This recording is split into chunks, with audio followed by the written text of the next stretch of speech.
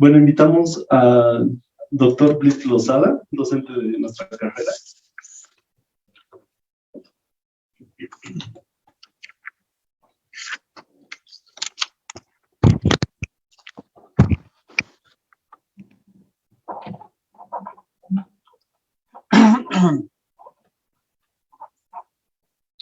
Licenciado Gualberto Torrico, director de la carrera de Ciencias Políticas, de Ciencia Política y Gestión Pública.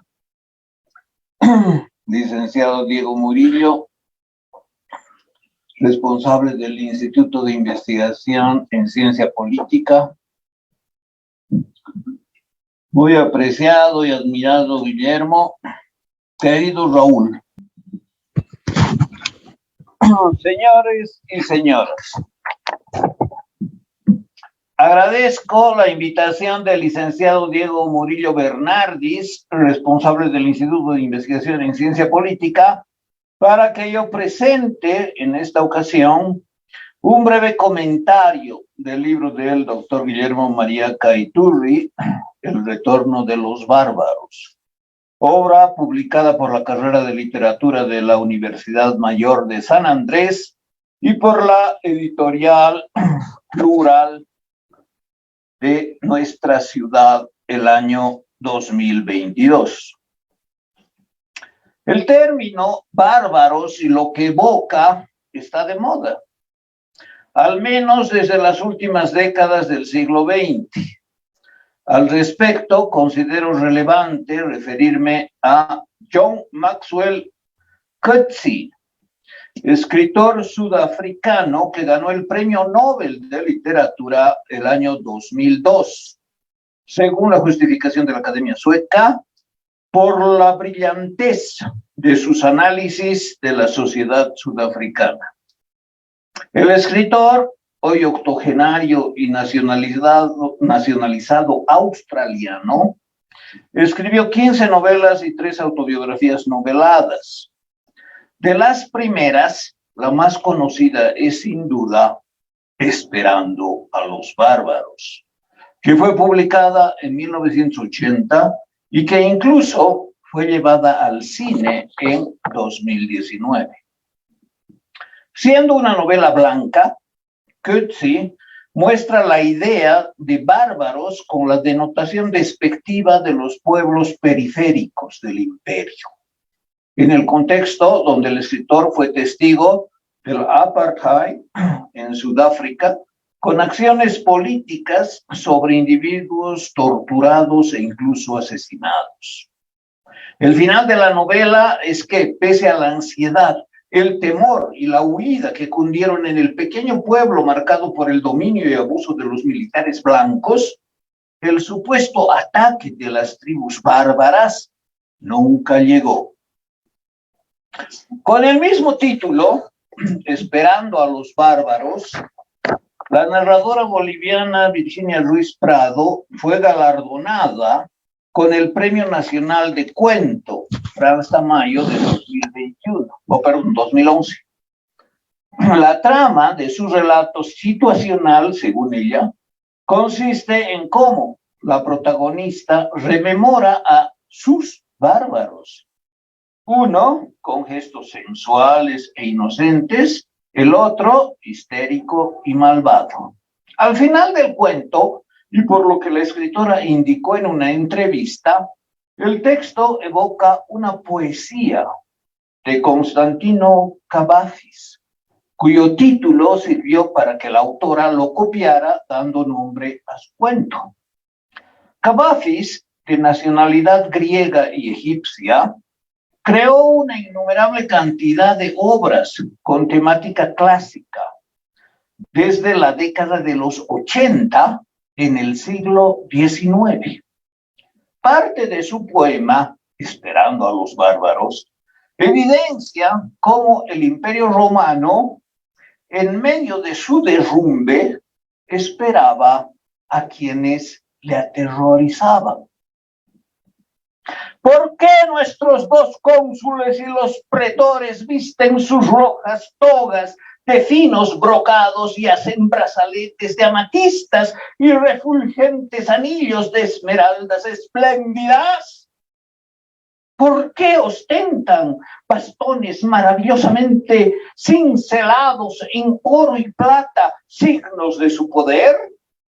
Porque hoy llegan los bárbaros. Y todas esas cosas deslumbran a los bárbaros. ¿Por qué no acuden, como siempre, nuestros ilustres oradores a brindarnos el chorro feliz de su elocuencia? Porque hoy llegan los bárbaros, que odian la retórica y los largos discursos. ¿Por qué de pronto esa inquietud y movimiento, cuánta gravedad en los rostros? ¿Por qué vacía la multitud calles y plazas y sombría regresa a sus moradas? Porque la noche cae y no llegan los bárbaros. Y gente venida desde la frontera afirma que ya no hay bárbaros. ¿Y qué será ahora de nosotros sin bárbaros? Quizá ellos fueran una solución después de todo. Ese es el poema. Me permito finalmente referir una trilogía de novelas con contenido político crítico de la escritora de Panamá, varias veces premiada, Rosmarie Tapia. El tercer volumen de la saga, publicado a mediados de 2014, tiene el mismo título que el libro de Guillermo Mariaca, El retorno de los bárbaros, siendo una reflexión sobre el drama anunciado de la barbarie política que domina al final de la trama. Es efecto de la acción de un político deleznable apodado El Cuervo, que destruye absoluta, inédita e inefablemente el débil orden democrático de un país que bien podría ser cualquiera de Latinoamérica. En la novela, el sentido del término bárbaro es distinto claramente al que mienta el doctor Mariaca. En suma, sea esperándolos, o sea que ya habrían retornado, o no aparezcan jamás, los bárbaros inspiraron títulos de poesías y nombres de obras innumerables de la literatura ficcional, además de producciones de cine y televisión. No es el caso del libro de Guillermo Mariaca, sin que pueda considerárselo un cuento o una novela. Sus bárbaros no son gente extranjera feroz, ni siquiera funcional a la civilización, personas que vivirían precariamente desconociendo la paz del más grande imperio de la antigüedad y codiciando los bienes que nunca tendrían. Estas connotaciones no resuenan en el fondo del título de la obra comentada, texto que también rechaza la visión lineal expuesta por el antropólogo estadounidense Lewis Henry Morgan en La Sociedad Antigua, publicada en 1877, donde fijó la necesidad de que la historia de la humanidad se entienda prosiguiendo su evolución marcada en tres etapas sucesivas de progreso, eminentemente técnico, desde el salvajismo primitivo hasta la barbarie tribal y finalmente la civilización. Con los antecedentes mencionados de las obras de ficción sobre los bárbaros y la vasta literatura, cabe preguntarse acerca del porqué del título de la obra de Guillermo Mariaca. Asimismo, ¿cuáles serían las características literarias de su libro, siendo justo precisar lo que entendería por bárbaros? ¿Y a qué se referiría al mentar que los bárbaros retornarían, habrían retornado o retornarán quizás en el futuro? Considero que el autor se concibe a sí mismo como un bárbaro. Uno que podría socavar los cimientos de la civilización, un dibujante de nuevos imaginarios subversivos, un ente apalabrado que concierta narrativas diversas de sí mismo, libremente construidas y articuladas en medio del azar. un diletante del verbo que valora más lo oral que el texto escrito. En fin, un escritor ansioso de ser leído, y más en cuanto se convence de que la modernidad de donde procede estaría en crisis. Teniendo en cuenta esto, espero que mi comentario logre la intención principal del evento que nos reúne, que el público se interese por el retorno de los bárbaros, pergeñe una idea general de su contenido y, por último, decida leer. El retorno de los bárbaros afirma que todos fuimos y todavía seríamos indios. Y no solo en Bolivia, el oeste de Sudamérica, el cono sur, la región andina, o el mundo que devino después de la colonización de las culturas prehispánicas, centro y sudamericanas. Todos, incluso la gente de Europa y América del Norte, Asia o Sydney, Sudáfrica o Marruecos, tendríamos todavía un ser indio. Es decir, seríamos bárbaros. Entiendo que sobre esto, como yo tuve oportunidad de exponer en alguna ocasión, el autor se refiere a algún estrato de nuestra identidad, tanto genética como etnohistórica, que nos definiría como seres humanos. Es decir, en tanto queramos un mundo en el que estemos en armonía con la naturaleza, y especialmente con los seres vivos de nuestro planeta, que cuando busquemos una interacción humana en reciprocidad con el medio ambiente y no saqueemos los recursos sin reparar en los límites de la explotación, en tanto hagamos de lo que nos rodea un entorno sustentable para decenas y centenas de generaciones que nos sucederán en el futuro, en el lugar que es nuestro hogar, es dable afirmar que nosotros actuaríamos como indios.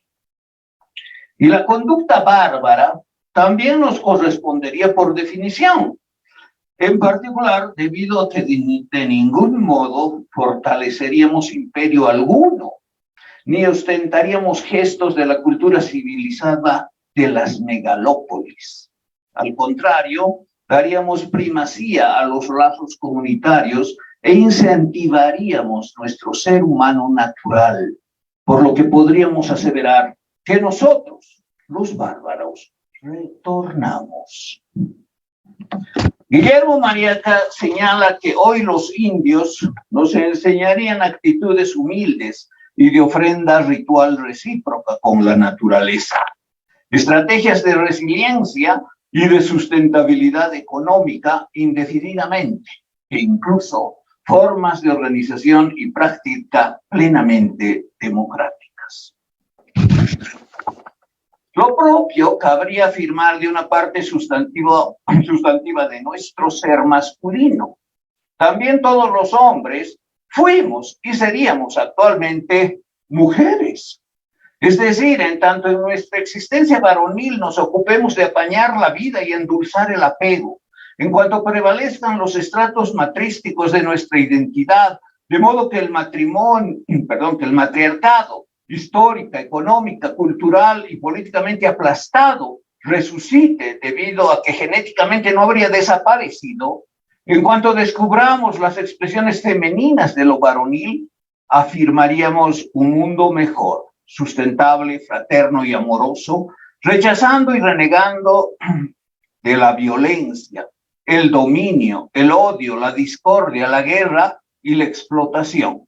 Es decir, contribuiríamos a construir una sociedad plenamente humana. Los bárbaros, como expresiones femeninas de los hombres en la historia de la humanidad, también habrían retornado. Guillermo Mariaca dice que su libro fue trabajado durante 30 años y que algún texto que incluiría en él sería la versión escrita antes del milenio. Señala 10 ensayos publicados por revistas nacionales e internacionales, siendo el más antiguo el de 1999. En suma, el retorno de los bárbaros incorporaría, actualizaría y completaría esos 10 ensayos y otros más, focalizándose especialmente en los siguientes temas: los indios y la interculturalidad, la literatura y la belleza, la política y la feminización, la modernidad y el patriarcado, lo cholo y la actualidad. 6 de sus ensayos contienen lo que sería la introducción para cada uno, denominada por el autor entrada, en tanto que sus conclusiones son llamadas por el doctor Mariaca salida.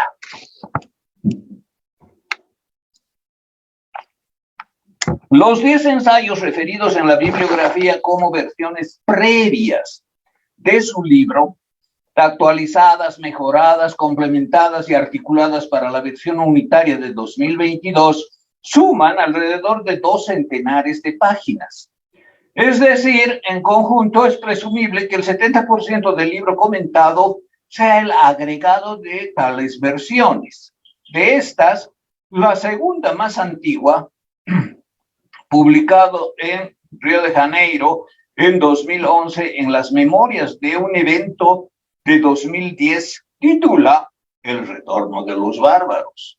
Se trata de la ponencia que Guillermo Mariaca presentó en las Jornadas Andinas de Literatura Latinoamericana que él fundó en 1993 en La Paz y que en su 9ª versión se llevaron a cabo en Niterói en 2010. Tal exposición enfatiza que el discurso oral indígena no neutralizaría el antagonismo, diferenciándose de la narrativa colonial. Por esto, la oralidad se habría constituido en el objeto principal de la empresa cultural de domesticación, desatada desde la conquista. Complementaria a esta idea, el autor se refiere al bárbaro en silencio, similar al hombre callado de Marvin Sandy, como el indio que no verbalizaría en ni para la modernidad. Se trata del bárbaro que resistiría motivando el devenir de efluvios verbales inspirados en la diferencia respecto de los discursos de dominio y sintiéndose auténticamente el heredero de la tierra sin madre. La exposición de Mariaca en el evento brasilero de 2010, publicada después en Las Memorias, sirvió para definir el título de su libro, ahora comentado, dándose sustento aparte del contenido. El autor visualiza al bárbaro como el indio que habla poco, no escribe y que desataría sin intención la persecución del colonizador. Esta imagen hipostasiada, romántica e inmaculada del buen salvaje con la oralidad como un factor de diferenciación étnica podría ser persuasiva si solamente si se conservara el contenido de la oralidad por escrito. Felizmente, en la propia carrera de literatura de la UNSA, esto es realizado como parte del meritorio trabajo que efectúa Lucy Gemio, evitando que la tradición oral se pierda en el silencio. En la bibliografía de El retorno de los bárbaros, aparte de los 10 ensayos con su nombre, el autor incluye cerca de 110 entradas de igual número de autores. Las divide en 37 obras citadas y 70 referencias consultadas. Del total, solo poco más del 10% es de obras de autores bolivianos, aunque existe una cantidad notable de autores, de estudios etnohistóricos y culturales dedicados a los Andes, con autoría de investigadores y estudiosos extranjeros. Con tal bagaje bibliográfico, el valor académico del libro es sin duda muy alto, aunque opuesto por antonomasia a cualquier sabiduría india necesariamente oral. Conservando su estilo peculiar, el autor indica que comenzó a escribir el libro comentado hace 3 décadas. Si el primer texto publicado como versión previa del libro vio la luz en 1999, el tiempo transcurrido es menor a un cuarto de siglo hasta ahora, aunque tal vez pergeñó las ideas publicadas en 1999 desde el año 1993. Escribió el doctor Mariaca casi 200 páginas durante 17 años con el propósito de publicarlas como un solo libro en 2022. O El retorno de los bárbaros es una compilación motivada por la editorial a cargo, no solo para preservar el pensamiento original de tan connotado escritor intelectual. Como fuera, tener un libro entre las manos con 10 textos de contenidos muy antiguos y enérgicos como es El retorno de los bárbaros, muestra un esfuerzo intelectual valioso y encomiable desde varios puntos de vista. Los 10 pretextos escritos desde hace un cuarto de siglo se complementarían con la actualización y desarrollo de 4 temáticas fundamentales según indica el autor: la condición patriarcal, lo local, la decolonialidad y el feminismo. Debido a que el tiempo para esta locución me ha sido restringido por el Instituto de Investigación en Ciencia Política, fijando un máximo para la presente alocución, lamento no poder desarrollar mis argumentos referidos a los 4 puntos indicados, expresando opiniones críticas sobre el libro. Son críticas porque pienso que el mejor homenaje a una obra que exprese esfuerzo intelectual es que los colegas, académicos, escritores y público en general no solo la elogiemos, sino que también la observemos y manifestemos nuestro disenso. Al tratar el retorno de los bárbaros, temas políticos y culturales actuales, cabe preguntarse si, en conjunto, el libro ofrecería visiones utópicas de tales temáticas, escritas con la indudable calidad literaria del autor. También es posible que el libro exprese lo que se concebiría como un programa de transformación política, o al menos algo por el estilo, como una versión de alguna ideología revolucionaria, por muy peregrina que parezca. En fin, es posible mentar el libro solo como un conjunto de verbalizaciones literarias personales, estilísticamente espléndidas, sobre temáticas de moda, sin excluir el supuesto éxito editorial pretendido. Que el libro remarque la emergencia de las identidades étnicas en nuestro país, con el mundo indígena y el ambientalismo como proyecto de futuro, y con el feminismo como apuesta existencial, suena sin duda a un manifiesto político con mensajes relativamente crípticos, aunque también como un discurso enfáticamente utópico. Personalmente, no creo que sea respetuoso de la inteligencia del lector cultivado que cualquier autor hoy día sugiera, defienda o proclame cualesquiera utopías para nuestro siglo o para el futuro, por más depurado que sea el estilo con el que la presente. Rechazo tales discursos con mayor convicción si profetizan contenidos socialistas.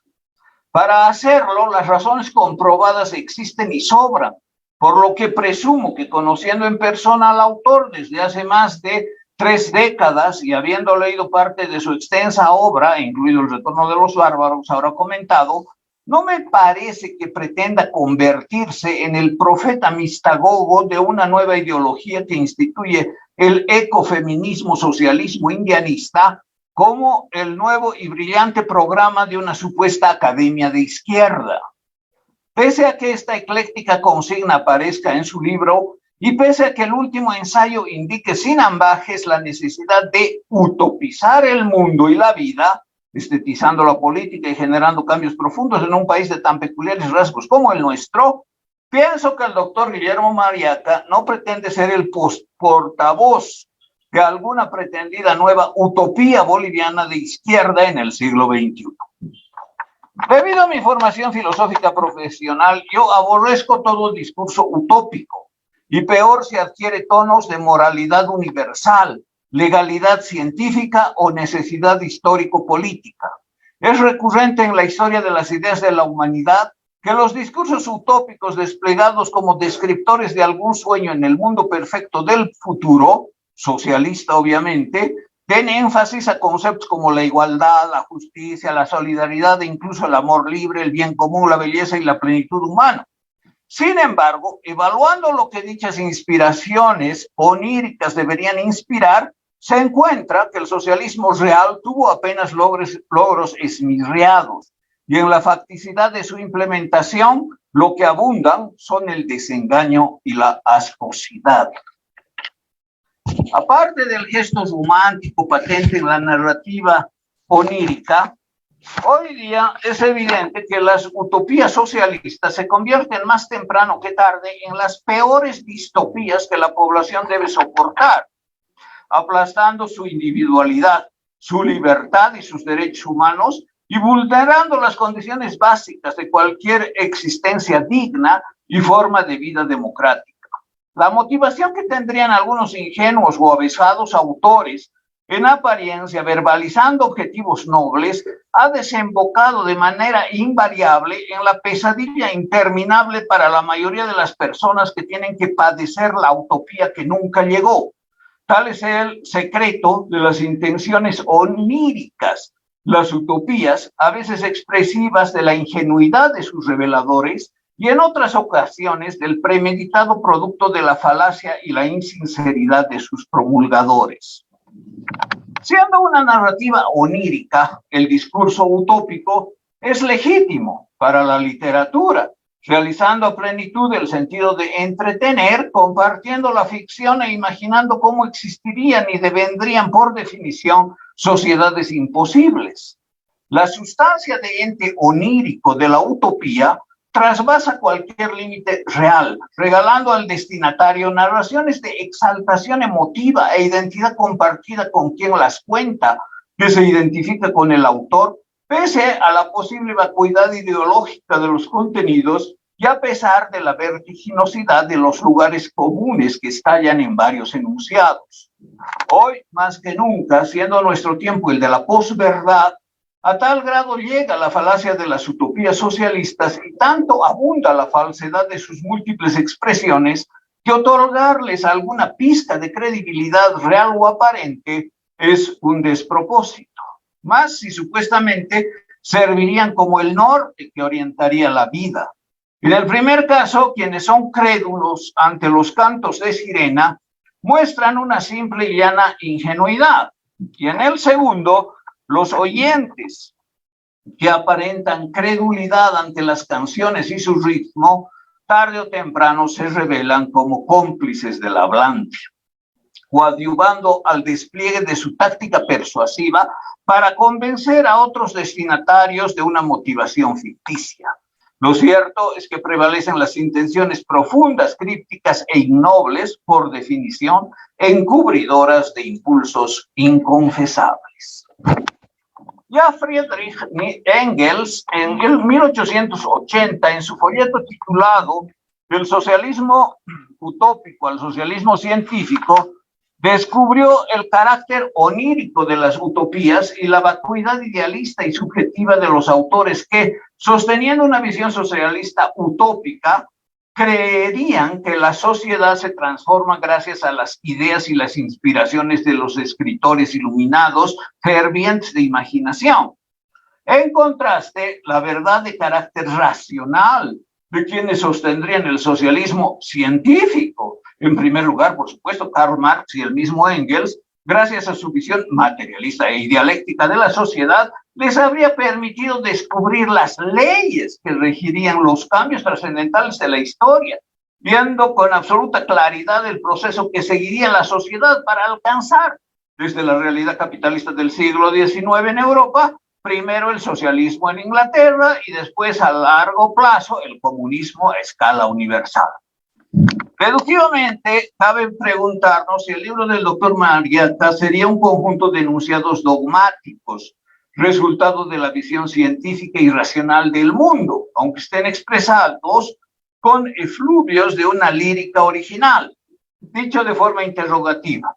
En definitiva, el retorno de los bárbaros será un programa político que, entre varias particularidades, constituiría al hablante en el portavoz intelectual principal, es decir, en el profeta que vaticine la revolución y las leyes de la historia. Es evidente que no. El autor incluso se autocritica por permanecer intensamente en su casa literaria y por haber sostenido durante demasiado tiempo sus dogmas políticos, puesto que, aún sin ser escritor, fue militante, dirigente y parlamentario de un partido político de izquierda en Bolivia.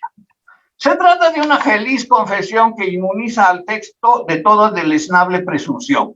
Guillermo Marietta no dicta contenidos ideológico-políticos para que las masas o los dirigentes de izquierda de una organización los aprendan, repitan y apliquen, iluminándose con la luz de un mistagogo escatológico. Tal presunción, señalada por Jacques Derrida, se basa en las ideas de Immanuel Kant. El filósofo de Königsberg considera que los mistagogos pervertirían la filosofía, descubriendo supuestamente crípticos y develados contenidos, que serían las verdades últimas de la humanidad, incluso un siglo antes de Marx.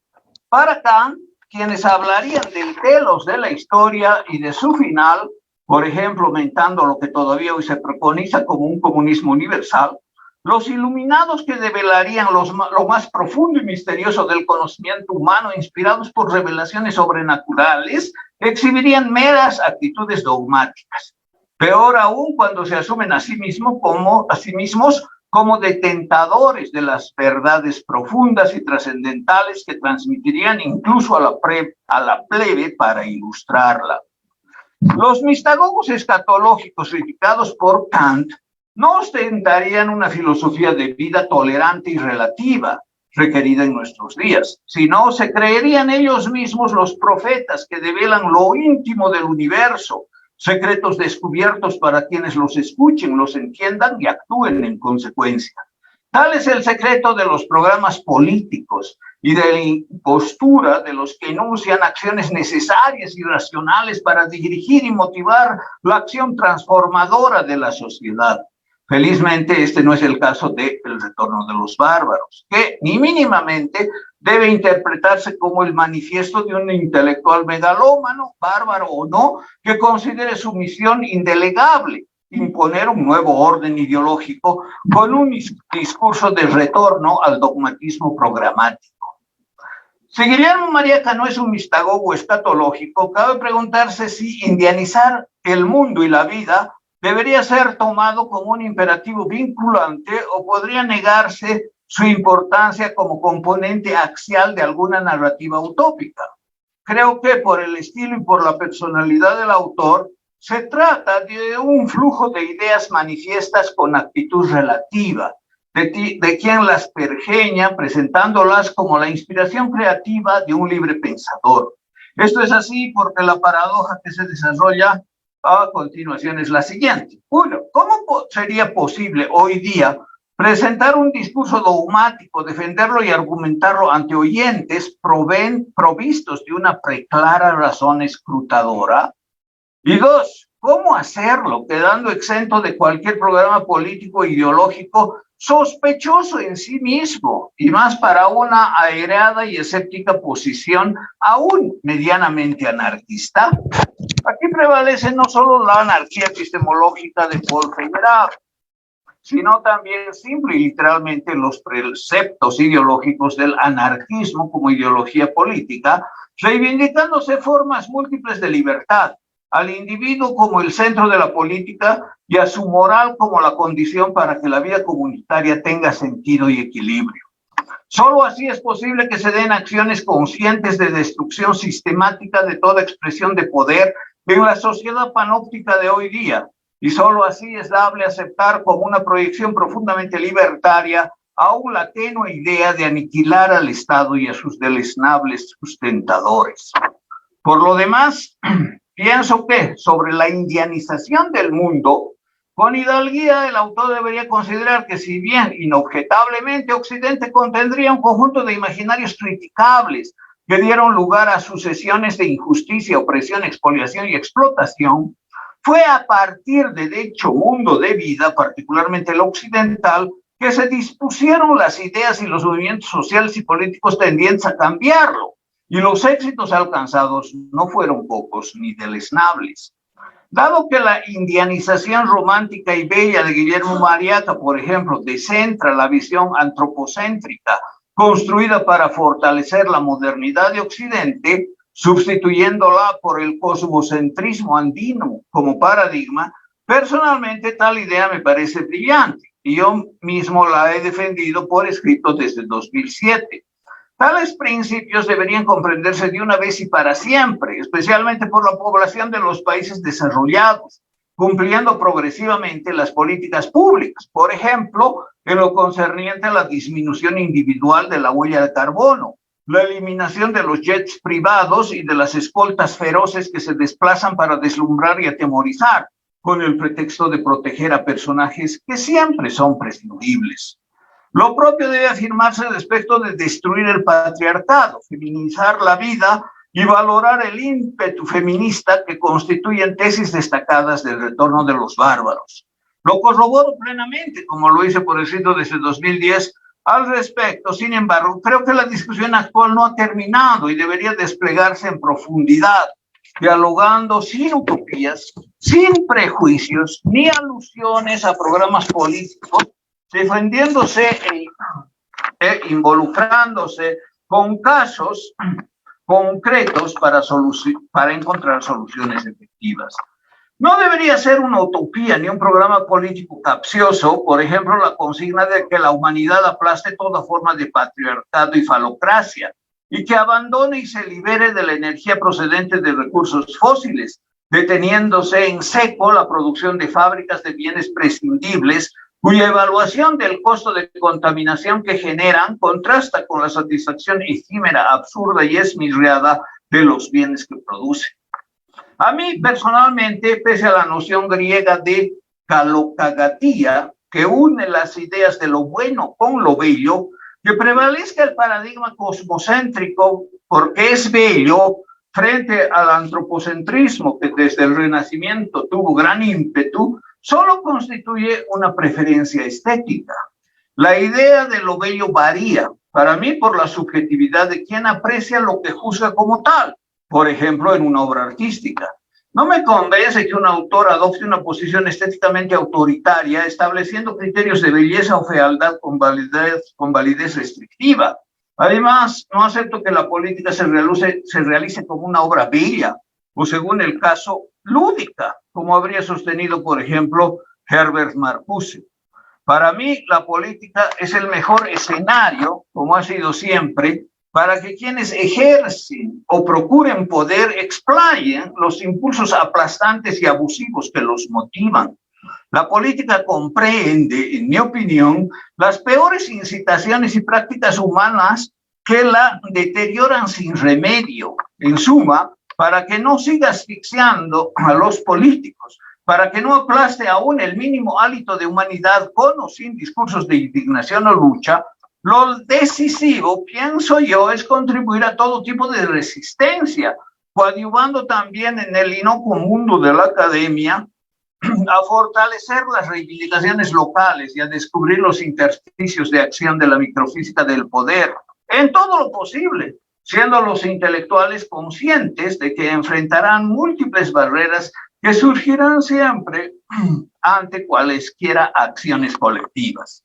Hacer esto para poder afirmar que la política es bella no puede ser sino un objetivo posible, a lo sumo deseable, pero siempre solamente relativo y subjetivo. Enunciarlo como el dogma principal de una posición intelectual desnaturaliza el fluir libre de las ideas y el pensamiento. Es inadmisible. Pretender precipitar a los artistas e intelectuales a expresarse sin ningún gesto de autoridad ni universal ni contenido preestablecido, en mi opinión, es la condición sine qua non. Se puede enunciar cualquier discurso respondiendo a las demandas de la sociedad en el presente, al menos hasta fines del primer siglo del milenio. Lo que está en juego no es una reeducación estética de Occidente, ni de sus agentes, sino la defensa constante y radical de los derechos humanos, la conservación estricta del medio ambiente y la práctica de la tolerancia y la equidad sin concesiones. Es una práctica sin demagogia que niega el disfraz de la narrativa de los programas políticos y tampoco encubre las ramplonas ambiciones de los líderes pretendidamente emergentes, que junto a sus adláteres se asumen como los sustentadores privilegiados de los sueños utópicos más caros y de los principios y anhelos humanos. Pese a que juran una y otra vez que lucharán por conseguirlos, tal compromiso se silencia y desvanece después de su elección. Debo confesar que personalmente, respecto de los análisis sesudos y la práctica política contradictoria, por ejemplo, la que se advierte contra la colonización, tuve la suerte, poco afortunada por cierto, de conocer cara a cara a un intelectual importante, teórico, muy aplaudido de la decolonización, cuando impartí clases en la Universidad de Duke en Estados Unidos. Felizmente, el libro El retorno de los bárbaros no expresa las actitudes de quien, proclamando la necesidad imperiosa de destruir todo vestigio de colonialismo, vive y trabaja en un contexto de las más confortables condiciones de la academia, y nada menos para un argentino plenamente integrado al sistema estadounidense que otorga las más densas mieles del poder y los más depurados cánones estéticos para el mundo académico. Semejante impostura, similar a criticar el café nacional con gestos de snobismo por el discreto encanto de la burguesía, creo que no corresponda a personas condolidas por la pesantez del ser, como se advierte, por ejemplo, en los Andes, no por su imaginada levedad, más cuando las condiciones de vida de países como el nuestro exigen, antes que extensos, interminables, obsesivos y sesudos discursos, como los de Comuna, por ejemplo, compromisos honestos y acciones directas. Esto lo enuncio siendo consciente de que las traiciones, el oportunismo y el personalismo abusivo que prevalecen en la práctica de los políticos, especialmente de los que venidos a intelectuales con pensamientos de moda, se reproducen y engolosinan, sostenida o esporádicamente, en contextos híbridos como el nuestro. Guillermo Mariaca habla de los ornitorrincos, académicos y aquellos que pululan en la vida pública. Su tono es despectivo y no relieva en medida alguna a semejante criatura, pese a que es resultado de un despliegue evolutivo muy complejo y superior. Escribir como intelectual no para vender novelas, no para ser un mistagogo escatológico ni un profeta de alguna revolución trasnochada, exige ser polímata. En el mejor sentido, conocedor de todo y creador, crítico de las relaciones entre las partes, alguien que domine varios campos, los vincule y los reinvente, una persona que entienda y critique los mensajes enfáticos y crípticos, siendo consciente del valor cultural heredado e híbrido de su contexto, libre de cualquier chauvinismo, alienación o discriminación. Yo hace tiempo que he dejado de creer en el avance del pensamiento y en el progreso de las ideologías, pero sí sostengo con convicción y con los años con énfasis creciente la radical necesidad de defender la libertad y la creativa expresión de las ideas, como las formuladas por el doctor Guillermo Mariaca en su libro y como las que yo enuncio en esta ocasión como crítica de su obra. Espero que el contenido vigoroso del retorno de los bárbaros sea congruente con la difusión que de él haga el autor, de manera que el libro digital se distribuye extensa y gratuitamente al público más amplio. Me parece un imperativo que surge de su narrativa, que en lugar de que exista solamente la versión física del libro, sirviendo para generar ganancias para una editorial que, como todas de nuestro país, no paga impuestos y vende a precios altísimos, las personas que tengan interés, sea por internet, por las redes sociales o por cuantos medios que estén disponibles hoy día gracias a la tecnología, puedan conocer el libro, apreciarlo y criticarlo. Creo que esta es la mayor consecución del reconocimiento del valor de un libro u otra producción intelectual para el autor o su creador, y es también lo que he pretendido hacer con este breve comentario. Admito con entusiasmo, junto a Guillermo Mariaca, autor de El retorno de los bárbaros, sin ningún gesto utópico ni actitud propia de un intelectual que revelaría los misterios del nuevo programa político de la izquierda latinoamericana, parafraseemos al poeta Constantino Cavafis, afirmando taxativamente que las mujeres y los indios, bárbaros todos, ante el descalabro de la civilización occidental, somos irrefutablemente una solución después de todo. Gracias.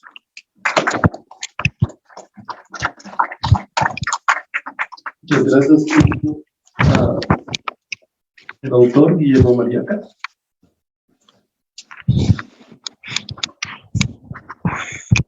Gracias. Saludo en primer lugar a los amigos que están acá. Y les comento que en este caso son 3 páginas, es decir, 6 minutos. Posiblemente me extienda 1 minuto más para hacer un par de comentarios. Quiero comenzar con 2 citas. La primera es la que ha dado origen al libro como tal. Porque una cosa es haber escrito varios ensayos sueltos y otra cosa es articularlos, convertir esos ensayos en un libro. Y esta cita es la que me ha permitido hacer eso. Está la belleza y están los humillados. Por difícil que sea la empresa, quisiera no ser nunca infiel ni a los segundos ni a la primera. Albert Camus, un argelino francés. La segunda cita, que lo voy a hacer más o menos de memoria,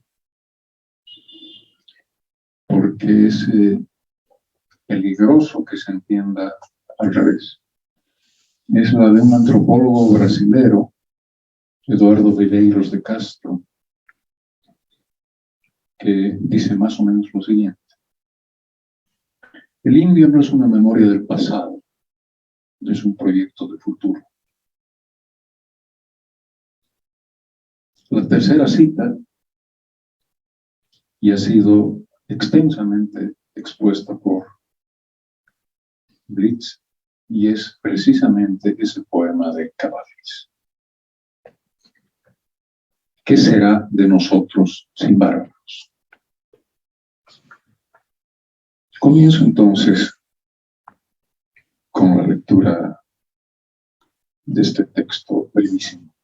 Los bárbaros están aquí. Aquellas alteridades radicales que la modernidad intentó purgar de sí misma para no tener que debatir con quienes la cuestionaron desde siempre, han vuelto a la vida plena. Claro que durante los 5 siglos de la modernidad estuvieron en su entraña, alimentados por las crisis sucesivas generadas por los fundamentos modernos, la condición estatal, la condición colonial y la condición patriarcal. Lo peor de la modernidad, aunque no nos engañemos, también tuvo un par de maravillas con las que respondió a sus crisis. La igualdad de oportunidades ante la centralidad estatal, las identidades ante la centralidad colonial, la demanda ética ante la centralidad patriarcal y la ciencia, incluso relativa, ante la incertidumbre de la vida. Pero los bárbaros no están aquí para establecer la crisis terminal de la modernidad, el predominio de sus condiciones por encima de la Declaración de los Derechos Ciudadanos, encarnada por la Segunda Guerra. Los bárbaros están aquí para trascenderla, con un archipiélago de delirios.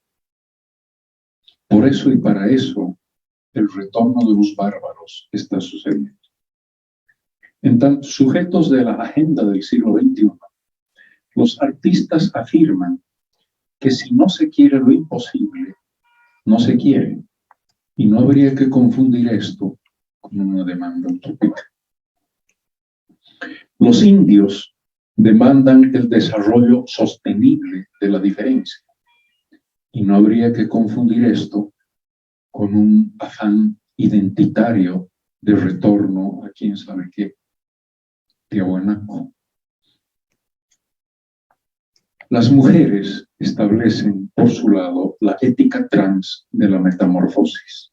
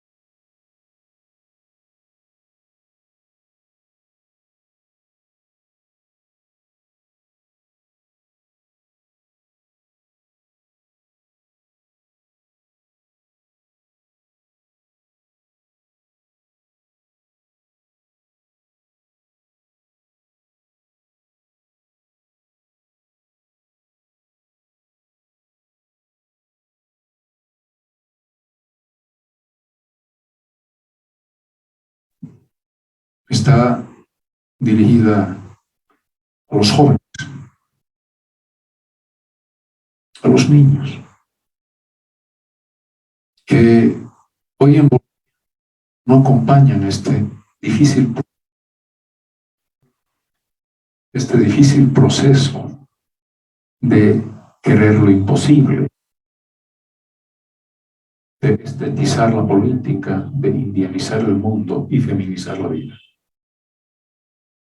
Y están delirando consigo mismos y ya no ni con el común.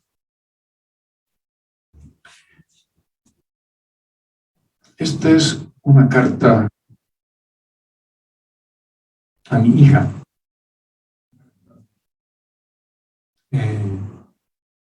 Cuando comencé a escribir este libro. Era otro tiempo, pero también otro mundo. Supongo que cualquier generación diría lo mismo, pero no quiero que recibas esta carta como un sermón ni como un homenaje a la nostalgia de mí mismo. Era otro mundo, como lo fueron el de mis padres y el de mis abuelos.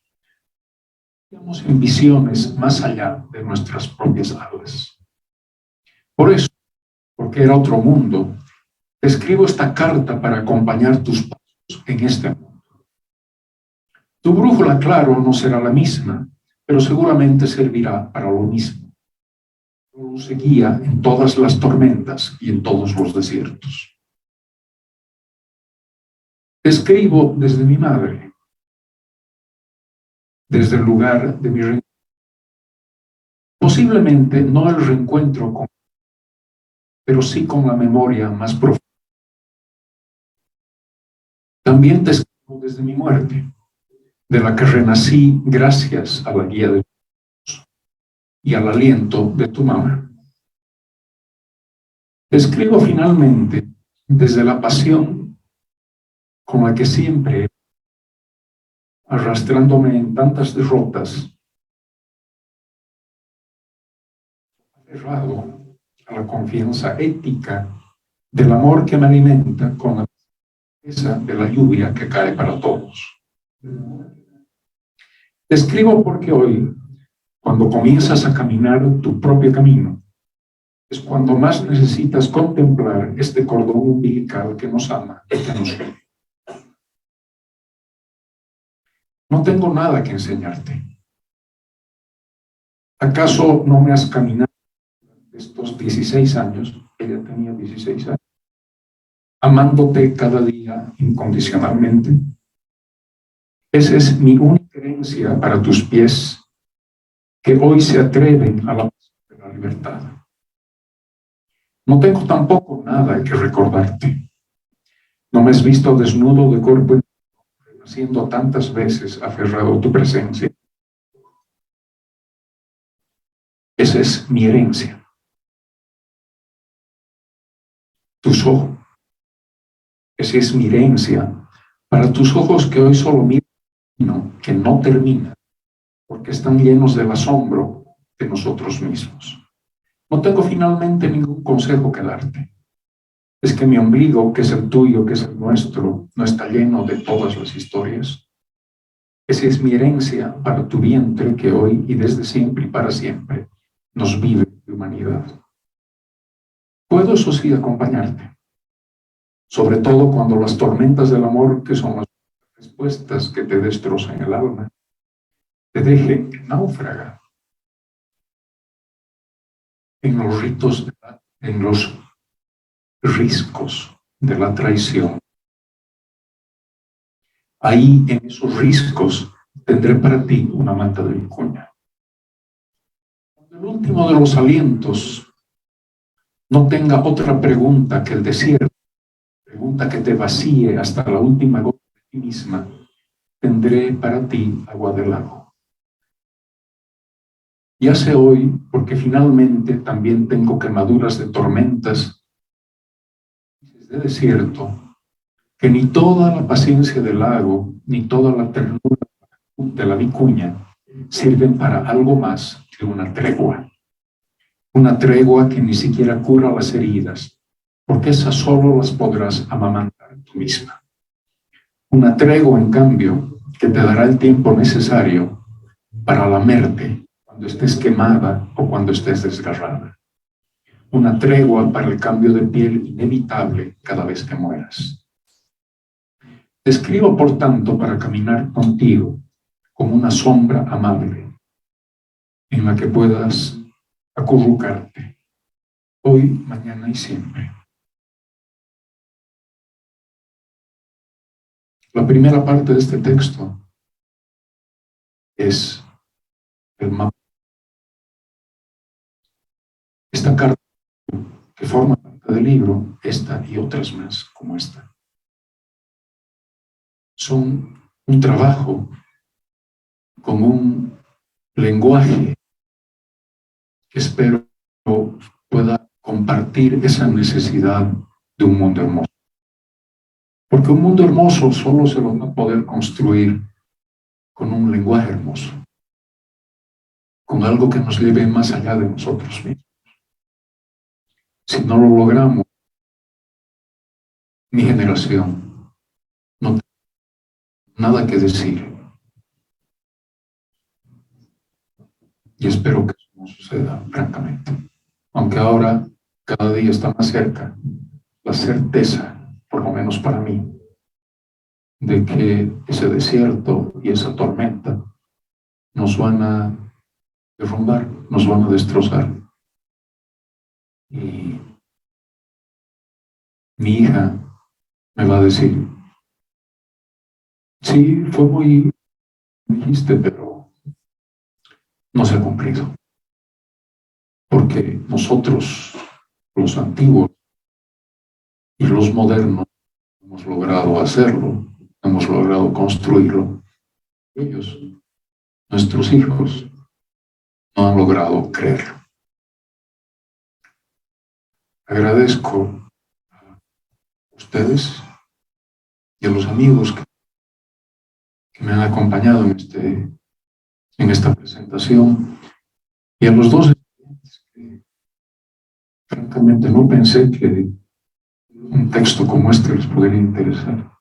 Pero que bien que lo hace. Algo ha quedado. Gracias.